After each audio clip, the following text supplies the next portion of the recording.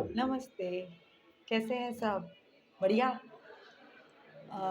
आज का टॉपिक है हमारे रिश्ते और ऐसे ही मैं मेरे घर पे बात कर रही थी, तो घर-घर की कहानी पता चली कि हम बच्चे बड़े हो रहे हैं, उन आजकल वो ऐसा कर रहे हैं, उनकी नई-नई बातें पता चल रही हैं, तो मैंने बात किया, मैंने कहा अरे वाह! बहुत अच्छी बात है। ऐसा लग रहा है कि हम अपने वापस पुराने समय को जी रहे हैं, ऐसे उनकी बातें सुन के मुझे लगा।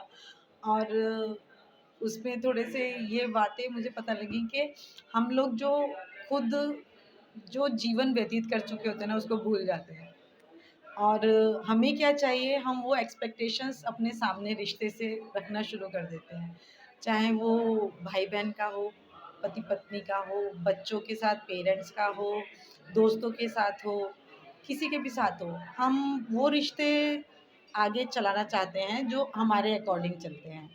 और जो हमारे अकॉर्डिंग नहीं चलते हैं, उन पे हम अपना तानाशाही चलाना शुरू कर देते हैं कि नहीं भई ये तो अ, हमारी बात नहीं मान रहा है और ये हमारी बात नहीं मान रही है, तो इसके साथ हमें आगे नहीं चलना है, हम अलग हो जाएँगे। ऐसे हम लोग सोचना शुरू कर देते हैं और बहुत सारे तो इस पे इम्प्लीमेंट भी कर देते हैं और वो अलग रहना शुरू कर देते हैं। पर इससे तो खुशियाँ नहीं मिलती हैं। अगर हम किसी के साथ रहना हमें पसंद है, तो जैसा वो है, हमें अगर वैसा उसके साथ रहें तो हमें खुशी भी मिलेगी, वो इंसान भी मिलेगा जो हमारी खुशियों का एक रीज़न बनता है या मतलब रीज़न ही है ना। अगर हम किसी के साथ उठते-बैठते हैं, खाते-पीते हैं, रहते हैं, तो हमें खुशी मिलती है, तभी तो हम उसके साथ समय व्यतीत करते हैं, वो फैमिली मेंबर हो, चाहे दोस्त हो, चाहे कोई भी हो। पर अगर उसमें अच्छाई है, बुराई है, कोई भी परफेक्ट नहीं होता। जैसा वो है, उसे हम वैसे एक्सेप्ट करके चलेंगे ना, तो जीने का मज़ा ही अलग हो जाएगा। ऐसा मेरा मानना है। तो जैसे कि ननंद-भाभी के रिश्ते में अगर भाभी ये चाहे कि ननंद जो मैं कहूँ वही करे और ननंद ये कहे कि नहीं ये तो मेरा घर है, मेरी माँ का घर है और मैं जैसे कहूँ भाभी वैसा करे, तो दोनों ही एक ही घर में रह के ना बहुत मुश्किल हो जाएगा रहना। और इसी प्रकार से अगर वो ये बोले कि ये तो मेरा भाई है, तुम्हें तो ये मानना ही पड़ेगा, तो वो तो बिल्कुल भी नहीं चलेगा वो घर। तो हम अगर दूसरे घर से आए हैं या उस घर में जो भी रीति-रिवाज हैं, जैसे भी रहने का तरीका है सबका, उसके साथ उनको एक्सेप्ट करेंगे, तो जो हम जैसे आए हैं, वो हमें भी वैसे एक्सेप्ट करेंगे, ऐसा मेरा मानना है। तो फिर वो रिश्ते ना मज़ेदारी से जिए जा सकते हैं, है ना?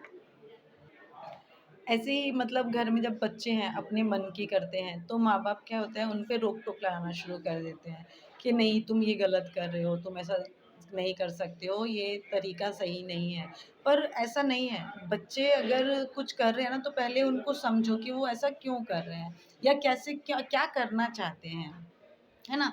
क्योंकि उन बच्चों से हमें बहुत कुछ सीखने को मिलता है, अगर हम अपना अहम या ईगो रख के साइड रख देंगे ना, तो उनसे हमें बहुत कुछ सीखने को मिलता है।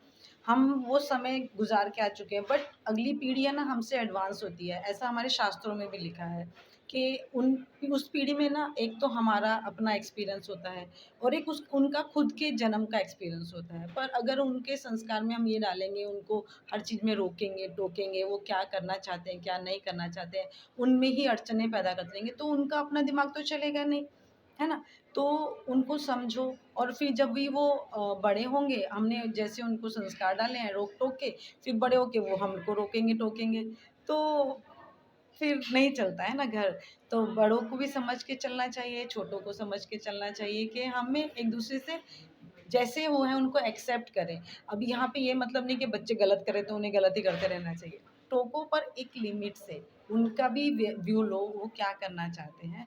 बस बाकी तो सब बढ़िया है। बस इतना ही कहना था। नमस्कार।